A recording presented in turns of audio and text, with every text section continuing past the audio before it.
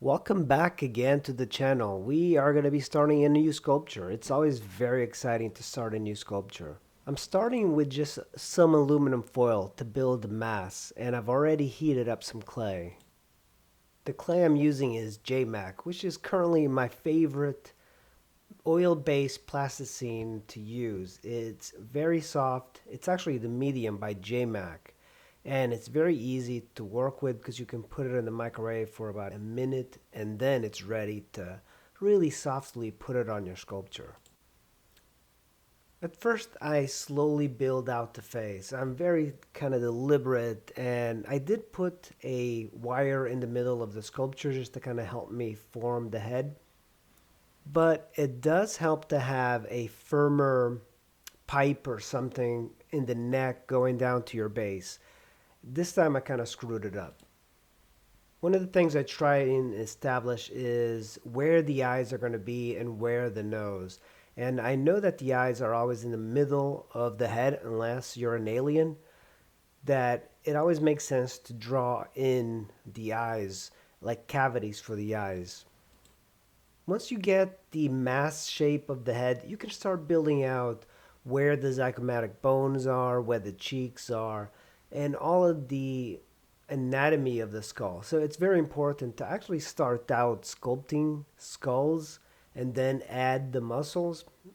This time I'm kind of going ahead and going more into the anatomy. So at this point, I'm starting to draw in where the ears are going to be, where the nose are going to be, where the lips are going to be. But I always forget to add a little bit of the shape of the skull. I don't do it because I don't know it's there. I know it's there. It's so much more clay to add, and I keep making my aluminum foil just a little bit smaller than I'd like, but she's going to have a lot more head towards the back. So using my scraping tool, I lay down the clay using my hands, and then I use my scraping tool to scrape away the detail. The scraping tool is really good. You can crosshatch and get rid of a lot of the bad geometry, and you can even use it to draw, say separating the cheek from the neck. At this point, it's starting to materialize a little bit of a human face. You can see I'm building the shape slowly. I'm looking carefully at my reference. I'm adding clay where it needs to be, but this is not what I want yet.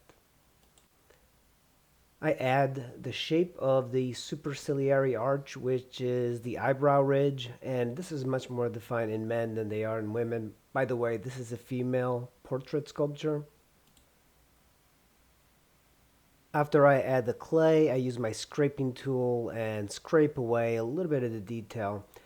And if you see the head move every time I touch it and I add clay, it moves around too much. So it's getting on my last nerves, and I realize my mistake as I'm working on it. My model does have a very thin neck, and it's a very thin long neck. And one thing to keep in note is that if you make your female model's neck just a little bit longer, it's going to look a little bit more elegant. At this point, I get very upset and I start to build a little bit of a bust. So this thing is going to become a mini bust. I just put the clay in the microwave, and you can see how soggy the clay is. That really helps to mass a lot of the clay. Now at this point, I'm starting to work on some of the details of the face, and I want to start making it a little bit more individual. I definitely want to mass in the sternocleidomastoid. Now I refine my shapes using my wooden tool, and then go in with a scraping tool and scrape away some of that detail. You can see the texture that it leaves behind.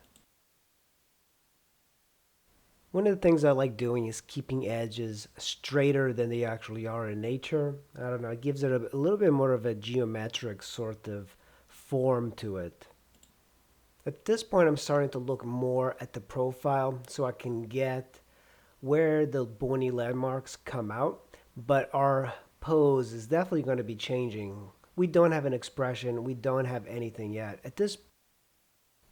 As soon as you start to add the eyes in the direction of where the model is facing, it starts to have some expression. I often work on the model from everywhere. There's not one point I try and work more than the other. So if I'm working on the eyes, then I move to the nose, then I move to the cheeks, then I move to the neck or the chest. I'm always working on the sculpture. So I try not to work on things just in one tiny little bit. I've seen a lot of sculptors who just work on the eyes and then they just neglect other parts. And I think for me, what I really like doing is sculpting everything entirely at the same time and just not concentrate on any single thing.